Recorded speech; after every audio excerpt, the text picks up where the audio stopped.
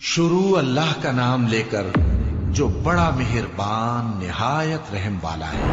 हवाओं की कसम जो नर्म नर्म चलती हैं फिर जोर पकड़कर झक्कड़ हो जाती हैं और बादलों को उभार कर उठा लाती हैं, फिर उनको फाड़ कर जुदा जुदा कर देती हैं। फिर फरिश्तों की कसम जो वही लाते हैं ताकि उज्र दूर कर दिया जाए या डर सुना दिया जाए कि जिस फैसले का तुमसे वादा किया जाता है वो होकर रहेगा।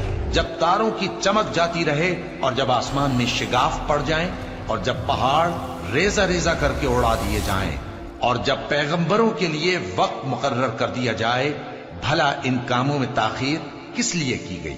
फैसले के दिन के लिए। और तुम्हें क्या खबर कि फैसले का दिन क्या है? उस दिन झुठलाने वालों के लिए खराबी होगी। क्या हमने पहले लोगों को हलाक नहीं कर डाला था? फिर हम इन पिछलों को भी उनके पीछे भेज देते हैं।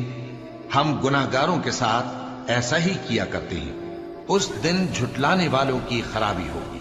क्या हमने तुमको हकीर पानी से नहीं पैदा किया, फिर उसको एक महफूज जगह में रखा एक वक्त मुअय्यन तक, फिर हमने अंदाजा मुकर्रर किया, सो हम क्या ही खूब अंदाजा मुकर्रर करने वाले हैं। उस दिन झुठलाने वालों की खराबी होगी। क्या हमने जमीन को समेटने वाली नहीं बनाया, यानी जिंदों और मुर्दों को, और हमने उस पर ऊंचे ऊंचे पहाड़ रख दिए और तुम लोगों को मीठा पानी पिलाया।